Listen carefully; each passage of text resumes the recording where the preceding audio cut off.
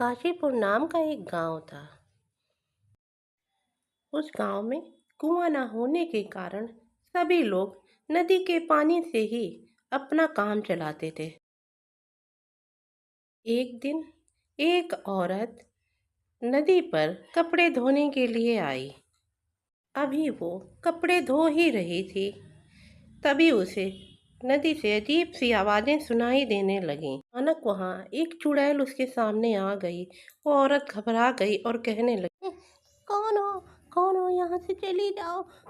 नदी में चुड़ैल आ गई है, बचाओ बचाओ। तुम लोग यहाँ से चले जाओ। तुम सब, ये मेरी नदी है, ये इसमें मैं रहती हूँ। तुम सब यहाँ से चले जाओ, नहीं तो तुम में से कोई भी जिंदा नहीं बचेगा। हा हा हा हा हा। ला वहां से जल्दी जल्दी गांव की तरफ जाती है। वह बहुत घबराई हुई सी थी।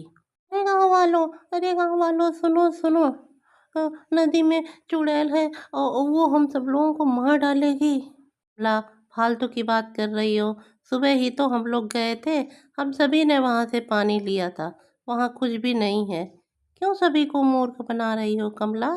फिर सभी लोग नदी की ओर चल देते हैं। कहाँ है चुड़ैल? आज देखती हूँ, आज मैं सबको दिखाऊंगी। तुम सब लोग मेरी बात पे विश्वास नहीं करते हो ना। देखो, यहीं थी, यहीं थी। अरे कमला, बस कर तू भी। क्या चुड़ैल चुड़ैल लगा रखा है? यहाँ कुछ भी नहीं है। देख यहाँ, कहाँ है चुड़ैल?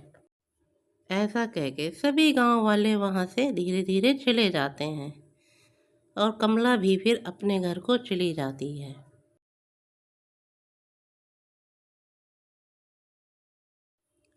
दूसरे दिन फिर से एक औरत नदी में पानी भरने के लिए जाती है। वो नदी के किनारे धीरे धीरे जा रही थी। उसने सोचा क्यों ना नदी में नहा लिया जाए, और वो वहीं पर बाल्टी रख के नदी में चली गई। अभी वो पानी के थोड़ा अंदर ही गई थी कि अचानक उसको लगा किसी ने उसके पैर पकड़ लिए हैं। वो अपने मन में सोचने लगी, अरे मेरी मैया, ये कौन है?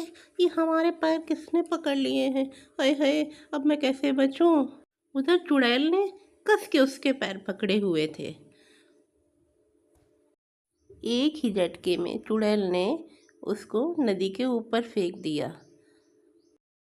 सुमन ने उससे कहा, अरे तुम कौन हो और यहाँ नदी में क्या कर रही हो? अरे भगवान, कमला लगता सही कह रही थी। सच में नदी में चुड़ैल है। ये तो बहुत डरावनी है। मैंने तुम लोगों से कहा था कि यहाँ मत आओ, लेकिन तुम लोगों को अपनी जान की फिक्र नहीं है। चले जाओ यहाँ से, चले जाओ। आके वहाँ से चली जाती है।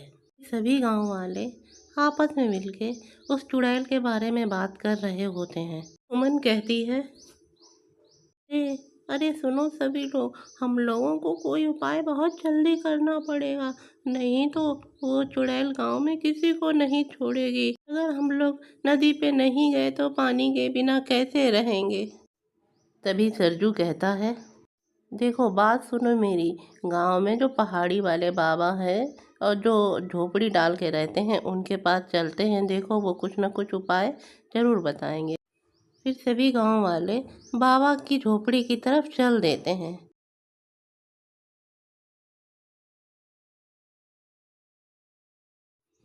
बाबा अपनी झोपड़ी के बाहर ही बैठे होते हैं। सुमन बाबा को सारी बात बताती है, तो बाबा उससे कहते हैं, मैंने तुम्हारी सारी बातें सुन ली हैं, पर उसके लिए तो मुझे नदी पर जाना ही पड़ेगा। सभी लोग नदी के किनारे आ जाते हैं। बाबा नदी के किनारे हवन और पूजा करते हैं। तभी नदी के अंदर से चुड़ैल निकल के बाहर आती है। उसको देख के बाबा मन ही मन सोचते हैं, ये तो बहुत पुरानी चुड़ैल लग रही है, इसको भगाना कहीं ज़्यादा मुश्किल ना हो। चुड़ैल कहती है, तुम लोग यहाँ क्यों आए हो? तो बाबा कहते हैं, तुम यहाँ क्यों रहती हो? क्यों गांव वालों को परेशान कर रही हो? कहती है, मैं परेशान कर रही हूँ? देखो इन गांव वालों को, इन लोगों ने नदी में कितना कूड़ा कचरा फैला रखा है।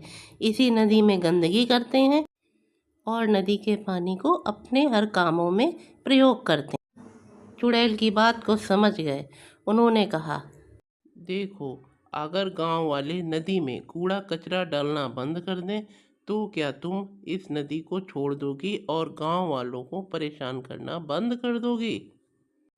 चुड़ैल ने उनकी सारी बातें मानकर कहा, यदि गांव वाले नदी में गंदगी नहीं करेंगे तो मैं किसी को परेशान नहीं करूंगी और यहाँ से चली जाऊंगी। सभी गांव वालों ने वादा किया कि वो अब गंदगी नहीं करेंगे। चुड़ैल वहाँ से चली गई।